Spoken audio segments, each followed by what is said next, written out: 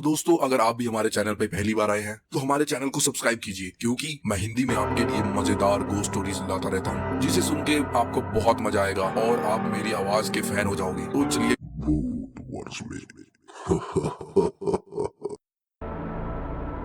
पिछले 30 दिनों में मुझे 29 बार मौत के घाट उतारा जा चुका है और आज मेरा 30वां दिन है।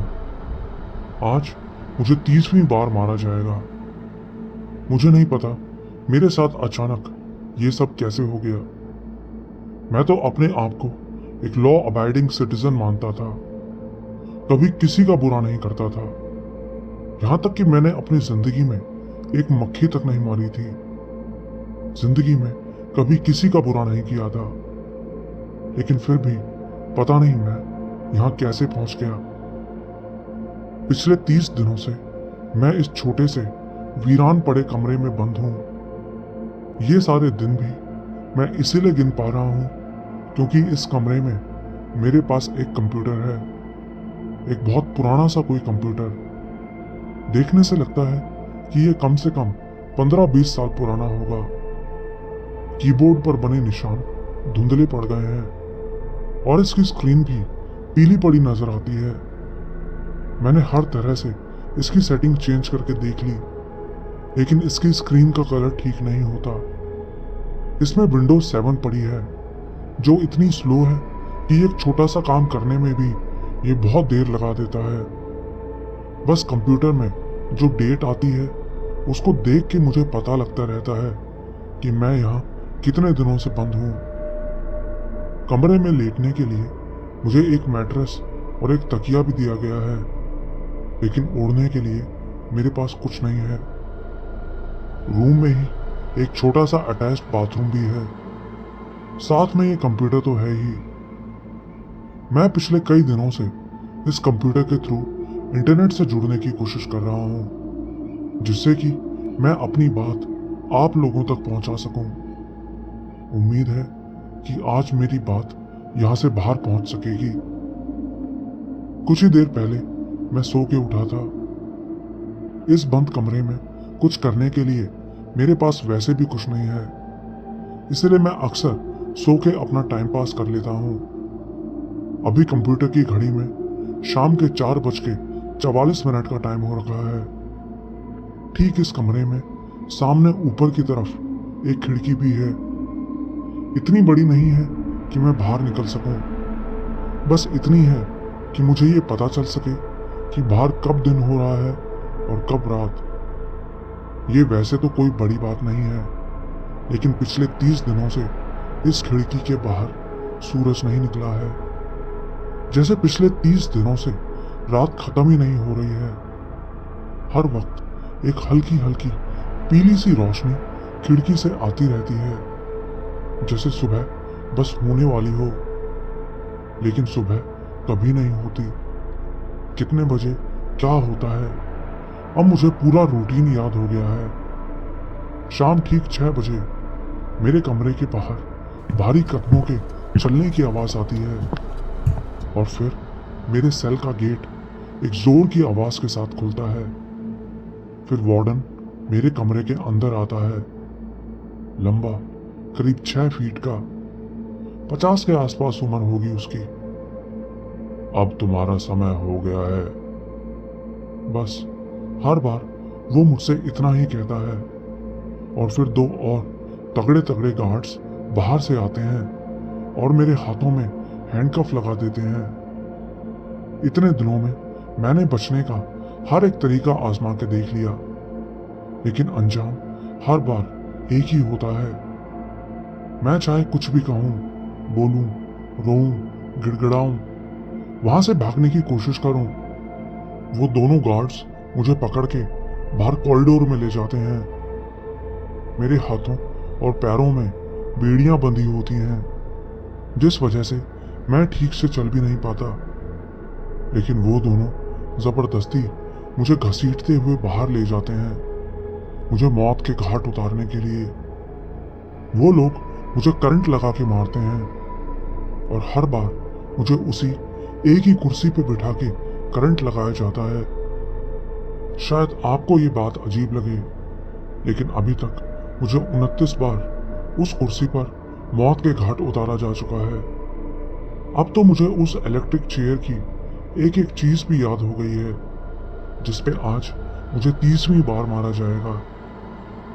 वो चेयर बिल्कुल काले रंग की है, लेकिन उस पे बैठने पे पता चलता है कि वो लकड़ी की बनी है, लेकिन उसमें लेदर स्ट्रैप्स नहीं है जैसे अक्सर इस तरह की इलेक्ट्रिक चेयर्स में यूज किए जाते थे। इसमें नायलॉन स्ट्रैप्स हैं जैसे प्लेन्स में यूज किए जाते हैं। चेयर में टोटल 5 स्ट्रैप्स हैं, दोनों हाथों, पैरों और सिर को बांधने के लिए। वो दोनों गार्ड्स फिर मुझे उस कमरे में लेके जाते हैं। कमरे में बहुत सारी लाइटें लगी हैं। एक बार के लिए तो अंदर घुसते ही मेरी आंखें चौंधिया जाती हैं। फ्लोर में हल्के पीले रंग का मार्बल लगा है। मुझे तो वो कमरा जरूरत से कुछ ज्यादा ही बड़ा लगता है। मेरा मतलब उस कमरे को सिर्फ किसी की जान लेने के लिए ही तो यूज किया जाना है। वहां कोई पार्टी तो होनी नहीं है, लेकिन फिर भी पता नहीं उस कमरे को इतना बड़ा क्यों बनाया गया है। शायद वो पहले कोई हॉल होता था जिसको बाद में इस काम के लिए चेंज कर दिया गया होगा। फिर मुझे उस चेयर पर बिठाया जाता है। चेयर पर बैठते ही मुझे फील होता है कि ये चेयर कितनी ठंडी है। एक बार के लिए तो मेरे सारे रोंगटे खड़े हो जाते हैं। और फिर वो गार्ड मेरे हाथ, पैर और मेरी गर्दन को उन स्ट्रैप से बांध देता है। साथ ही ऐसा करते हुए वो मेरे पैरों को ग्राउंड से थोड़ा ऊपर खींच देता है, जिससे कि करंट देते हुए ग्राउंडिंग ना बने। मारने से पहले वो मुझसे मेरी आखिरी विश भी नहीं पूछते। और फिर वो एक बड़ा सा हेलमेट जैसा कुछ मेरे पूरे सिर पे लगा देता है, जिसके अंदर मोटी मोटी तारें लगी होती हैं मुझे करंट देने के लिए।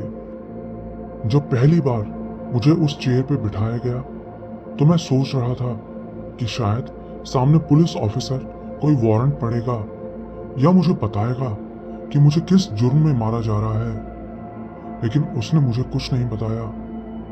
बस 2 मिनट तक मेरी आंखों में आंखें डाले एक अजीब सी स्माइल के साथ मुझे घूरता रहा। उसकी आंखों से लग रहा था जैसे उसकी आंखें जम गई हों, जैसे उनमें जान ही ना हो। और फिर कुछ देर बाद वो जोर से बोला, एग्जीक्यूट। और बस उसके इतना बोलने के कुछ सेकंड बाद ही मुझे ऐसा लगा जैसे मेरे दिमाग में कोई जेट इंजन घुस गया है। तेज करंट की आवाज मेरे दिमाग की एक एक नस को फाड़ने लगी। मेरी पूरी बॉडी वाइब्रेट होने लगी। ना जाने कितनी वोल्टेज का करंट मेरी नसों में उतर चुका था। मेरी छाती फटने वाली थी, लेकिन वो गार्ड करंट और बढ़ाता जा रहा था।